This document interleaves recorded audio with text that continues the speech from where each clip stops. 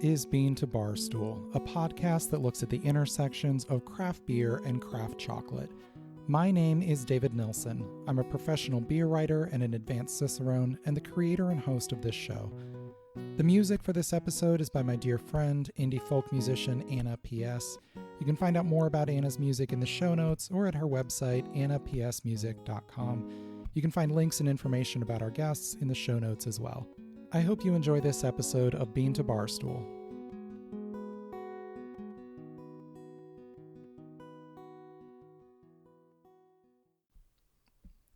A few years back, our friend Bethany was staying with us over New Year's. I was just getting into craft chocolate, and I knew that any food I fell in love with was going to have to get along with the liquid love of my life, craft beer. So I lit candles at the kitchen table, put on some good music, pulled out some excellent bottles to go with a stack of chocolate I'd purchased for the occasion, and the three of us settled into a slow midwinter beer and chocolate pairing as the snow fell on our small town just outside our windows. I can't remember all the beers and chocolates we opened. I know there was a 2011 Bone Creek Mariage Parfait and a St. Bernardus wit beer. There was a Dolphine 38% milk chocolate and an Indulgence Mayan Spice bar, but there was a lot more. We took notes, laughed, and savored our favorites. After a couple hours, lightly buzzed on alcohol and just as tipsy on flavor and friendship, we bundled up and set out into the snow. We walked around town, made snow angels under the streetlights, threw snowballs, and came home with rosy cheeks and warm hearts. It was an evening we still talk about, especially now when we have to miss our friends from afar in the midst of a pandemic, and those memories begin with pairing beer and chocolate.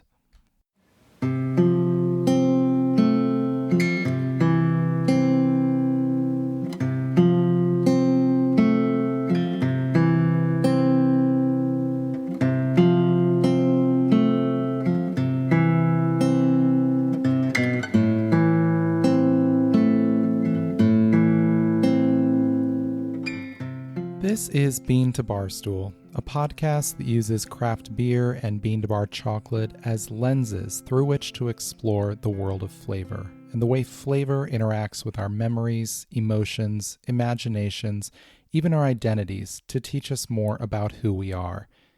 In this episode, we'll talk about pairing beer and chocolate. We'll look at why these flavors work so well together, special considerations for making a pairing work, and some of my own favorite combinations.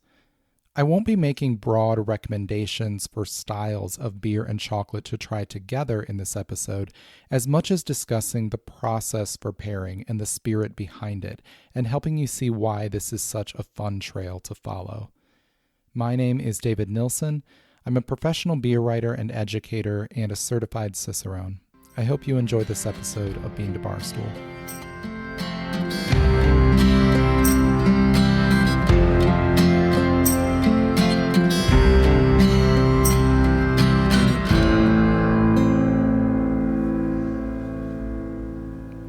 As I explained in episode 3 on beer and chocolate collaborations, beer and chocolate are made for each other, with a host of complementary flavors that naturally and gracefully dovetail with just a little bit of planning. I had the chance to write about pairing these two indulgences for Cacao magazine last year, and when I get to some of the pairing examples later on, you might recognize a few turns of phrase from that story. I've been a full-time beer writer and educator for almost 4 years now, and I'm an enthusiastic advocate and evangelist for beer to be taken seriously. Beer has often been seen as a lower-class beverage, the thing you drink when you don't care what you drink, rather than as a beverage with thousands of years of history, centuries of tradition, and a staggering variety and complexity. Even within modern craft beer, there is often an ironic and self-aware resistance toward an immersive and holistic savoring of this drink. Besides standing on its own as a delicious and varied drink deserving of attentive tasting, one of beer's best areas to shine and prove its worth is at the table. Chocolate, though, is a tricky dance partner. Its physical characteristics lead to it taking its time to reveal its secrets. You can plow through a meal of German Sauerbraten with a hearty, malty Doppelbock and hardly give the pairing a second thought, though your senses will enjoy the combination. But pairing chocolate and beer requires a different approach.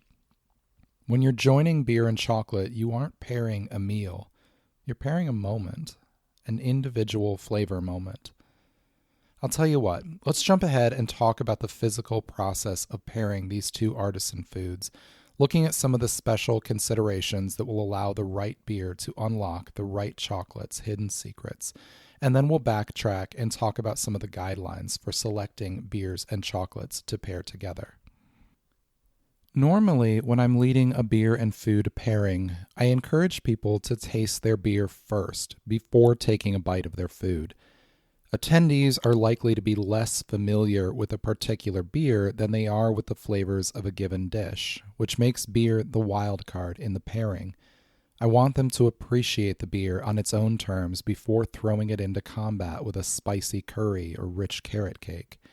The physical properties of chocolate, however, make this an unwise decision here. Well-made chocolate generally needs a pretty high temperature to melt, usually just a few degrees below our body temperature. The only fat used for chocolate is cacao butter, which comes from the cacao pod itself. This butter is composed of several organic compounds that all liquefy at different temperatures, and temperature stability is achieved in the finished chocolate through a process called tempering, in which the chocolate is melted and hardened repeatedly. This has the curious effect of not only creating a smoother texture, but yielding a higher melting point for the finished bar. The professional chocolate school École Chocolat, I hope I'm pronouncing that right, has this great explanation of what tempering achieves in a blog post on their website. It says, "Tempering is like organizing individual dancers at a party into a conga line. For chocolate, temperature and motion are the party organizers that bring all the individual dancing crystals of fatty acids together in long lines and, in the process, create a stable crystallization throughout the chocolate mass." What all this means is that good chocolate doesn't melt in your hands like that cheap candy bar you had as a kid, and that creates a bit of a problem for us, because beer is best enjoyed at a temperature well below this melting point. If you want to get much flavor out of your chocolate, it needs to melt in your mouth. Now, beer should be served a little warmer than you'll see advertised by your local sports bar. Beer gets served ice cold partly because of restrictions of draft systems and the temperature-based solubility of carbon dioxide. It's boring, it doesn't matter. But also because mass-market American light lagers really aren't intended to be tasted at all. They're supposed to be bland, crisp, and refreshing, so the colder, the better. To really taste good beer, it should be allowed to warm just a bit, but even at 45 to 55 degrees, it's way too cold for chocolate. So what are our Romeo and Juliet to do? Well, first off, this is a great time to talk about aroma and the importance of smelling before we taste. There will be future episodes devoted to the importance of our individual senses during the tasting process, especially our sense of smell. But in very quick summary, most of what we perceive as flavor is coming from our noses, not our mouths.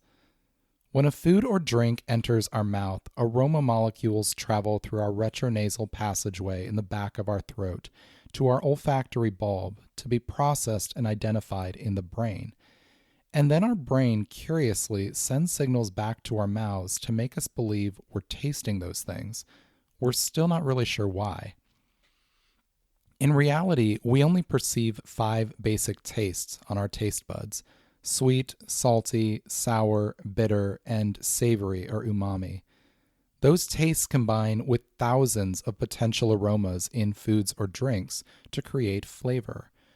When it comes to sensory appreciation, our noses are where it's at, and by engaging them from the very beginning, we not only help our brains begin to color a picture of flavor, but we also add one more avenue through which to experience pleasure with our food and drink. So do that wine snob thing and stick your nose into the beer glass. Use a glass shape that will funnel aroma to your nose, A partially filled snifter, tulip, or wine glass will work. And also bring your chocolate to your nose to smell it. You can rub it lightly to warm it and break it to expose a fresh surface. Take notes. Then it's time to bring both dance partners to the floor to finally touch. Rather than tasting the beer first, like I would normally encourage during a beer and food pairing, we're going to give the chocolate center stage. Put a small piece of chocolate in your mouth and let it melt. For a while. 30 seconds at least, but probably longer. You can move it over the surfaces of your tongue, lightly break it up with your teeth, but you need to give it time to really melt before moving on. As it melts, new aromas will emerge, and if you pay attention, images might spring to mind. Memories, places you know intimately, sometimes places you've never been at all but only dreamed of. The full panoply of flavors that create the tiny world of each individual chocolate. Once that world is fully real on your tongue, you're going to introduce it to beer. Take a very small sip. No gulping here, just an introduction of flavor. Let that tiny flood run over your tongue and follow its riverine course through that world the chocolate just created. It might take a bit of practice to find the right amount to help these partners sway together, rather than one overshadowing the other. And you might even find it's best to wait till the chocolate has left your mouth, but the ghost of its flavor is still vivid, before you sip. Some flavors will lean into each other, some will tug against each other, some will come together to create something wholly new. You can see why all of this requires slowing down and enforces a more contemplative pace. I find it can help to set the scene a bit. We talked about glassware, but using an attractive serving plate for the chocolate can be nice too, and I pretty much always want good music on. Music, lighting, setting, that's all up to you, but the more you lean into this indulgent experience, the more your brain and your senses will thank you. We'll be right back. Hey everyone, Final Gravity Issue 5 is now available in the shop on beantobarstool.com. This 5th issue of our zine telling personal, human-centered stories from the world of beer is full of great articles. Bano Segudu tells the story of the South African beer style Umkombothi, poignantly explaining its role in her culture and the importance in her family's celebrations and milestones. Maria Krugliak writes about discovering the Portuguese half-pint after moving to Portugal during the COVID-19 pandemic. Amanda Bruns and Obakeng Malope discuss the water spirit Mamuhaswa and the collaboration beer they brewed in her honor. These and numerous other stories fill the 56 pages of this zine. We've expanded it and added a few features for this issue. It's full color, full of lots of beautiful photography and art. Definitely check this out. It's on beantobarstool.com/shop. You can purchase this issue or subscribe, and you can always support us on Patreon and get extra perks as well. Cheers.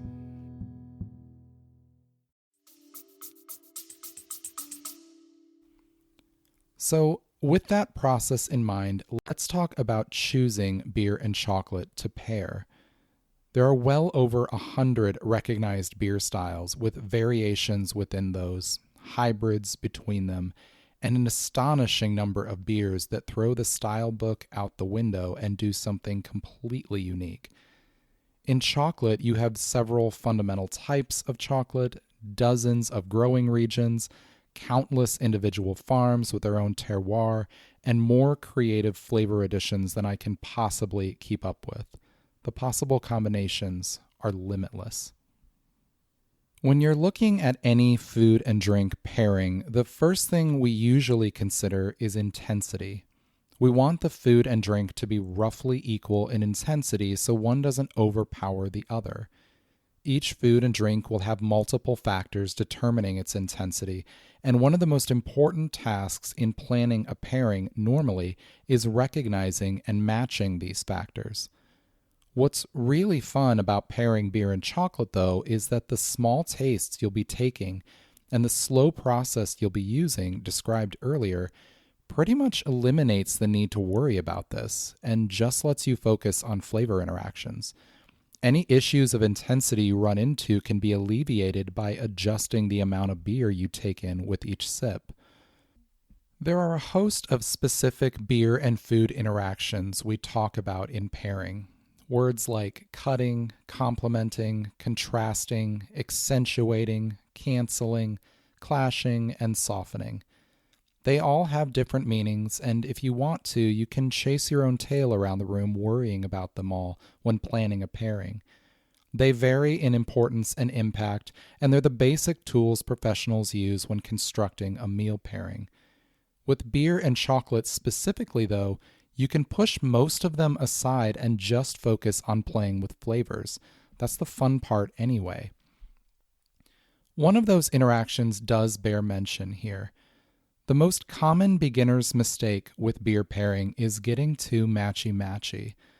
A lot of people will assume a beer and a food that share an ingredient or flavor will be awesome together, so they'll pair a blueberry donut with a blueberry wheat beer. In reality, though, those flavors end up occupying the same space, and the overall impression of that flavor gets flattened and washed out. Let's think about it visually. Imagine there's a bright pink statue in the room where you're sitting of, let's say David Bowie, and you have a pair of sunglasses with bright pink lenses. The instinct might be to think that when you put those sunglasses on, the statue will appear even more pink than before. In reality, though, the pink lenses will wash the color of the statue right out, and it will appear dull and colorless. That's what can happen when a food and a drink share a major flavor or ingredient. Because of the more sequential process we take with beer and chocolate, though, there's not as much of a risk of that. So it can be fun to try chocolate and beer with shared flavors side by side to see two different interpretations of a flavor or an ingredient. You'll have to experiment to see if you get bright or bland results. Because you're taking small samples, the consequences of failure with pairing beer and chocolate are low. If something doesn't work, make a note and move on. Having multiple chocolates and beers on hand can allow for a more free-form experimentation, because sometimes these discoveries happen by accident as much as by careful planning. So let's talk about specific beer styles and chocolate varieties. When you find a broad, summary beer pairing article on a website, they tend to cast extremely wide nets. So a single beer style will be assigned to an entire food type, like barbecue or Mexican. They're playing averages here, picking a beer that will work the highest percentage of the time with the varied dishes within that group. If these articles mention chocolate at all, I can guarantee they'll recommend a porter or stout. And there's a good reason for that. So, beers are brewed with malt, which is barley that has been stimulated to germinate, and the germination process activates enzymes that will later convert the grain's starch into fermentable sugar. After those enzymes are activated, the maltster dries out the malt to halt the process until the brewer is ready to brew a beer. That drying process is when the colors and flavors of different malts are developed, and some of those malts will be dried in a drum roaster.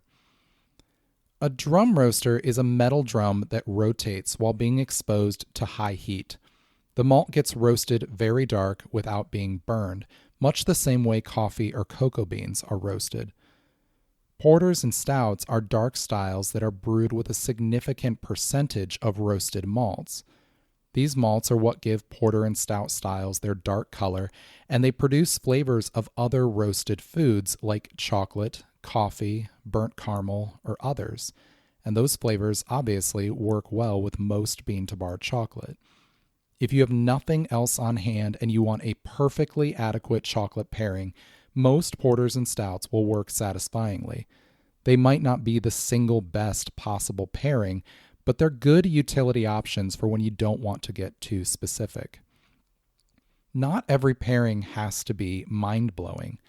As Voltaire said, the best is the enemy of the good.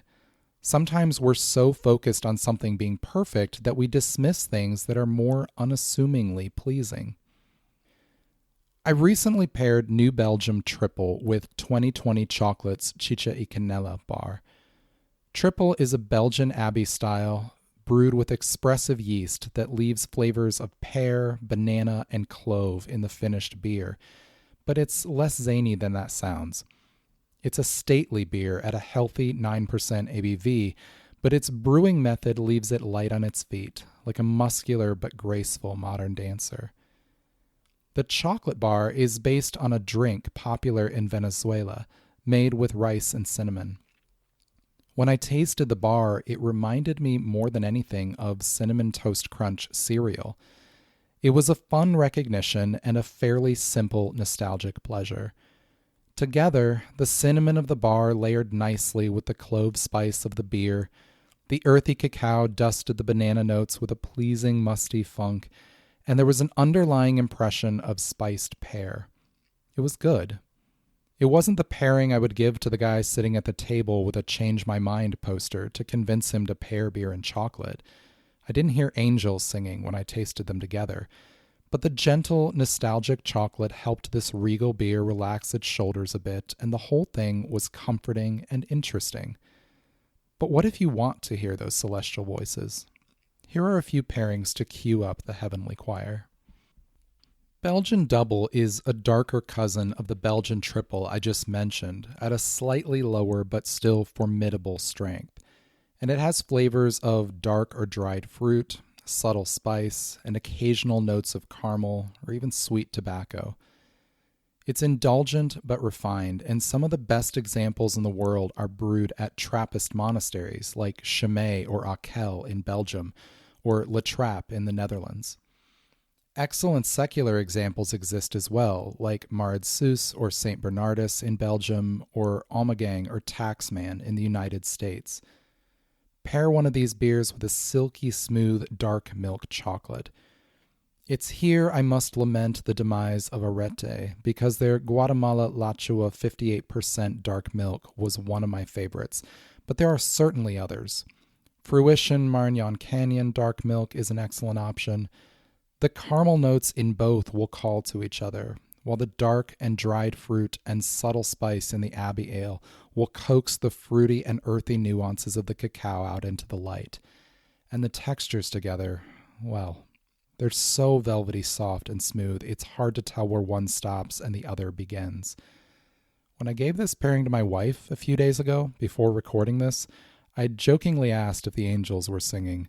She replied, "They would have been if their toes weren't curling."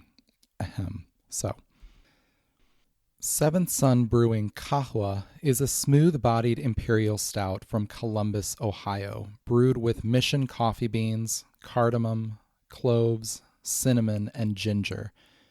The spice profile is robust but not hot or overwhelming, and evokes the flavors of Turkish or other Middle Eastern coffee drinks. I recently paired this with a maple and vanilla bar from Valparaiso, Indiana's Violet Sky Chocolate, a 77% dark chocolate bar made with Guatemalan cacao sourced through Uncommon Cacao. This chocolate is warm but quite acidic and evokes classic s'mores, while the earthy acidity brings to mind morning sunlight on firewood. The pairing with this spiced coffee stout was indulgent, complex, and delightful.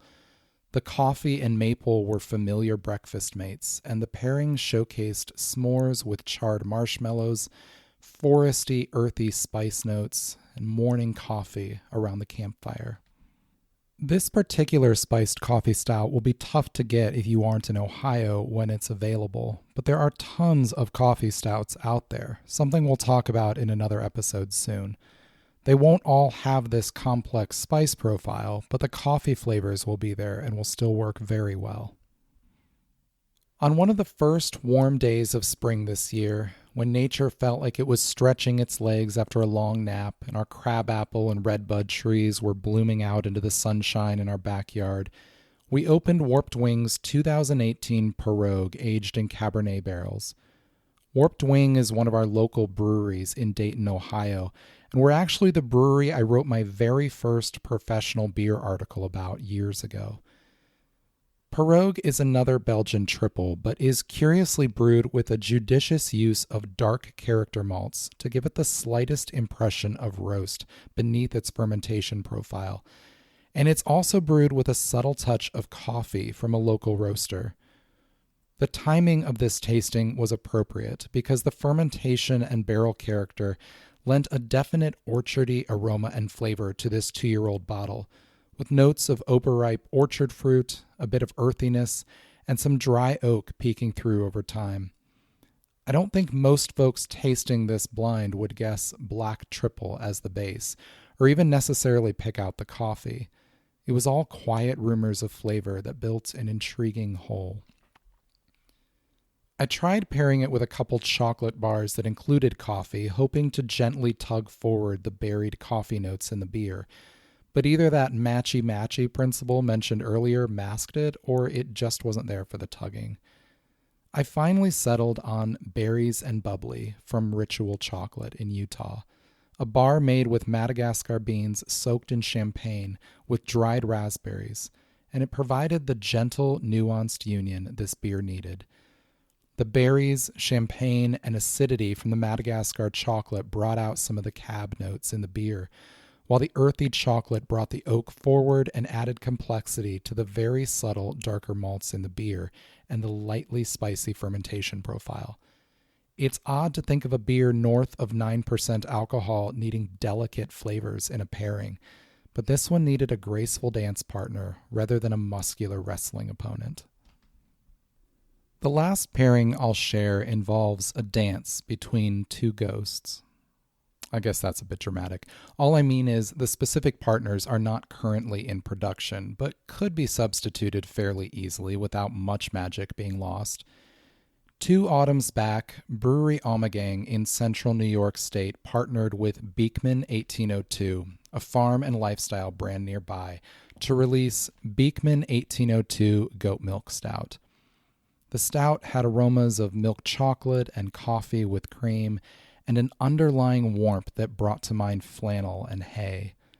There was a gentle sweetness and a whisper of warm, comforting funk. I paired the bar at the height of autumn with The Salty Cow from Patrick, a 58% dark milk bar with crunchy sea salt. It was a luxuriously smooth bar with its own subtle, earthy funk from the salt.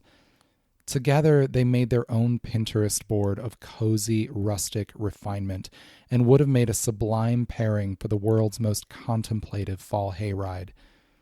You won't easily find another goat milk stout, but standard milk stouts are easy to find, and there are other salted bars. I'll always remember this specific union, but I'll keep chasing a substitute until Ommegang and Patrick bring these back. I've only given a few examples here, and I realize now the beer examples skewed very Belgian. As I mentioned earlier, there are more beer styles, sub-styles, hybrid styles, and beers that ignore styles altogether than you can imagine, and we'll talk plenty more about pairing with others in the future. One final note is on single origin bars, the bread and butter of bean-to-bar chocolate. You might notice all my examples here were inclusion bars, meaning they all had additional flavor ingredients added.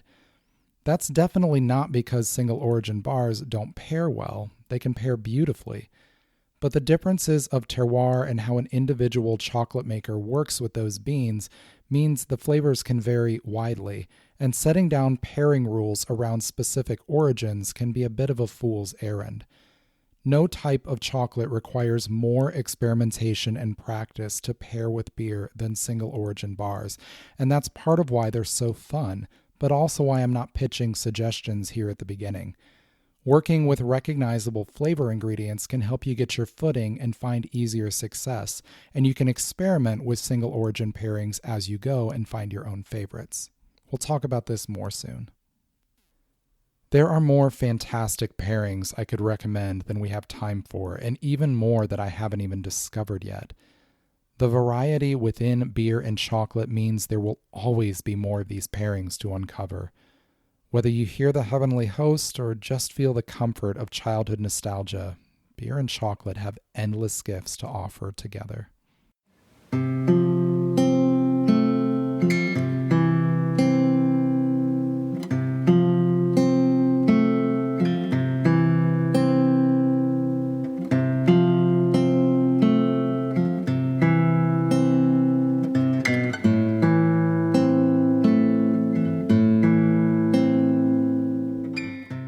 yourself some bean to bar chocolate and some craft beer, or dig into your stash of both, put on some good music, and start playing with these flavors. Take your time, open your mind, and get as whimsical as you need to describe what you're tasting and smelling, feeling, and experiencing. Let me know what you find. In the next episode, we'll talk about how one ingredient, or more accurately, one flavor influence, is used to create unexpected but fascinating flavors in both beer and chocolate. The music for this episode was performed by my friend Anna P.S. You can find out more about her in the show notes or at her website, annapsmusic.com. I hope you enjoyed this episode of Bean to Barstool.